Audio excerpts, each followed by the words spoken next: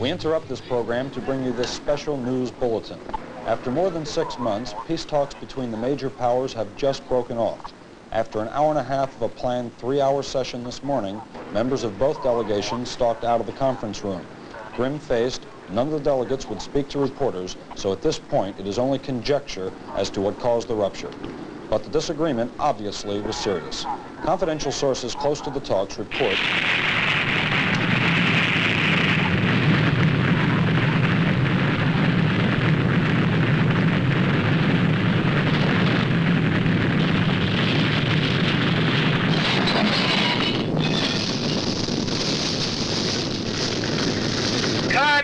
Cut. Save the lights.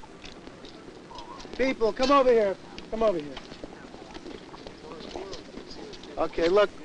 Fine. That was very good. We heard the radio report, and everybody was very nonchalant about that. We've heard that same report 1,000 times. Nobody's going to bomb us. There's nothing going to go on, and everybody was very natural. But look, when the bomb goes off,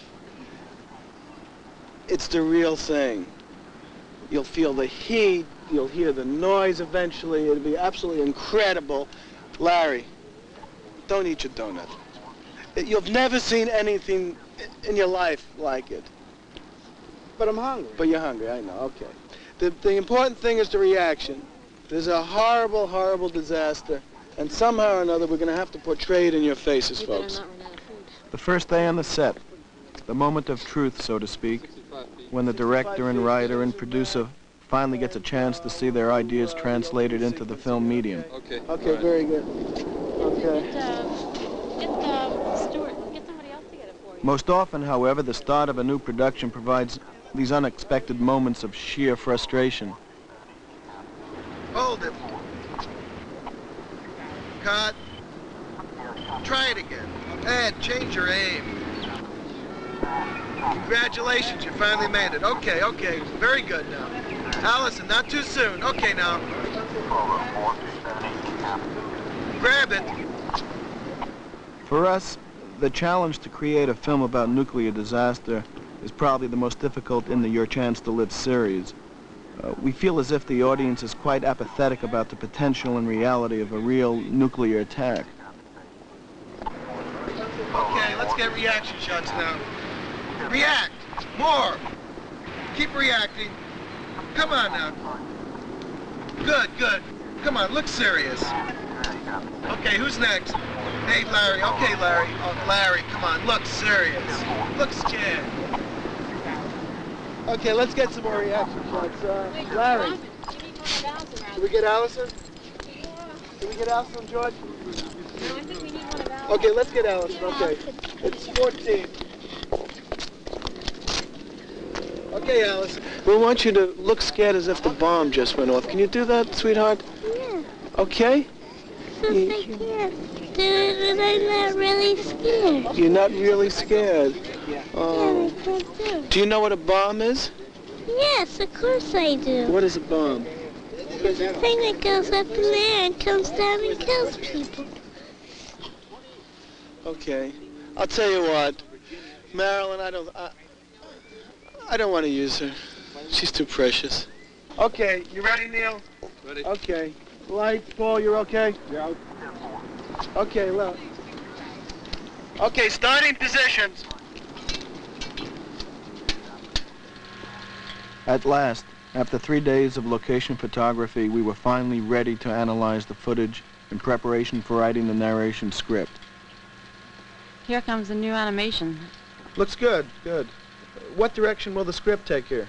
Well, first we ought to talk about radiation and then fallout shelters. Yeah, good. That should fall about here. And here we'll talk about how to stock a fallout shelter, I assume. Yeah, we'll pick that point up right about here.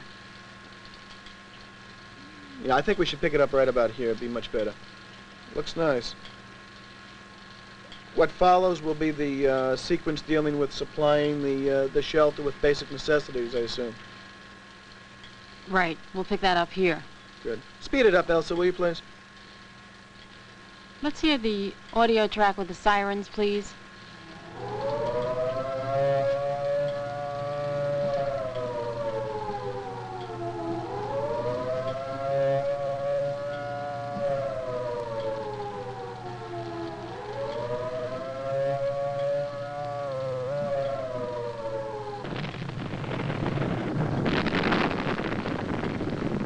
devastating, isn't it?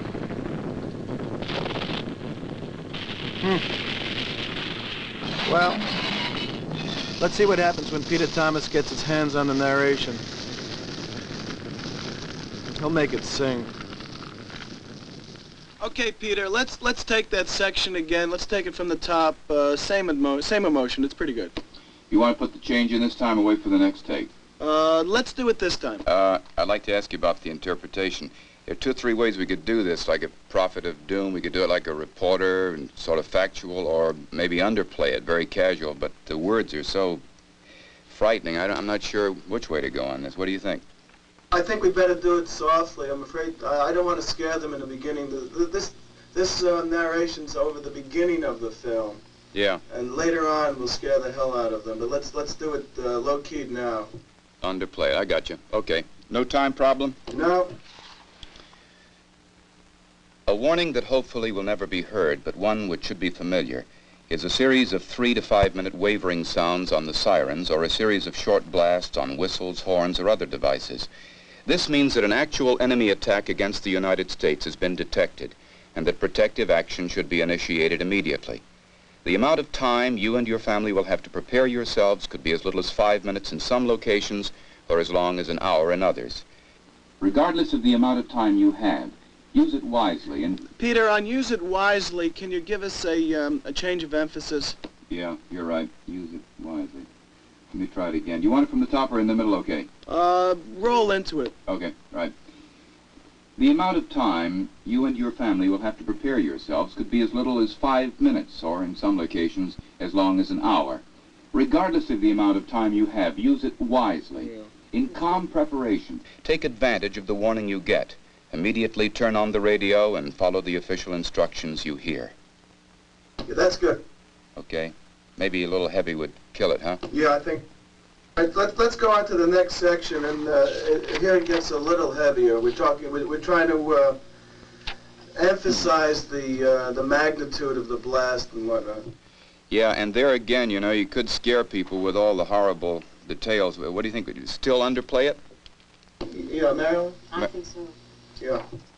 Yeah, it's hard to really underplay because the words are so strong, you know, and, well, let's give it a whirl and see what we can come up with. The picture here, I know you haven't seen it, you're doing it wild. The picture will show mushrooms, and will show devastation, and as opposed to all of the other films we've been doing, the devastation here is quite frightening. Mm-hmm. So sort of counterpoint it by, yeah, if we are heavy and the picture is heavy, then it'll be just doomsday, right? To coin a phrase. Yeah. I think the significance here is that I think we want the audience to recognize that they have a personal responsibility to themselves and to their community. And it's right near the end of the film, and it's really a wind-up leading towards the very emotional end of the film. Okay, now let's try it again, please. Right. It is obvious that the aftermath of a nuclear attack will not be a pretty sight. But survival of the blast requires each citizen to act with common sense and responsibility. For each individual must become part of an effort to get the community and the nation back to normal as quickly as possible. Yes, that's good. Better. Pretty frightening. What do you think? Al, you in there? Yeah, hold it.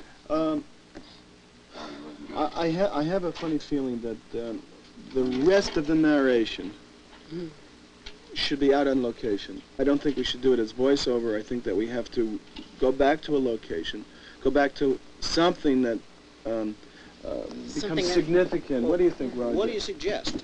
Well, we shot before in front of Lincoln, and then we had Washington Memorial and all. I was thinking of something like either the Capitol or White House, something like that. Well, as long as we're doing it, why don't we try for the White House? Yeah, the White House. Yeah. I like it. Okay. Can we get the White House? Sure. Yeah. Let me call up Ed. Peter? Got some changes, Peter. Okay. You're not going to believe it, but we're moving location. You what? Moving location. Moving location. Where to? Have you been to the White House? I passed it. I've never been there. Okay. Is that where we're going? We may. Here we are in beautiful downtown Washington. Right. Are you sure you want to make this on camera? Yeah, come on, Peter. We made the White House. Look at the fallout. Okay. Beautiful. Let's go back to Riddell's. Okay, you ready? Okay. I'm ready. Okay. You want to do a sound level? Let's get Yeah, it checking. 1, 2, 3. Here we are in front of the White House. Does it look okay? Fine. Okay. Focus. Focus. I want to slate it. All right. Are you ready? You do a slate? You do everything. Okay. Want to brush Sure. snow off? That's all right. Oh, no, that's okay. Part of the atmosphere. Are we ready? Yeah. Okay. Nuclear disaster, same 33. Take one, roll one. Roll 4. Okay. Quiet, you start quiet, right? Okay. The thought of a nuclear attack and its aftermath is so terrible that... Let me see if I can get this on. Okay. Look okay? Okay. You gonna pick up rattle in the Okay. jacket? Dan, how is that? You get anything? It's okay. You want to give me a level? 1, 2, checking. Here we are in downtown Washington. Okay. You want to do a slate on this? You got the focus. It's okay, George? Yeah, I feel rolling. Okay, very good. Nuclear disaster, scene 33. Take one, roll 4. Okay.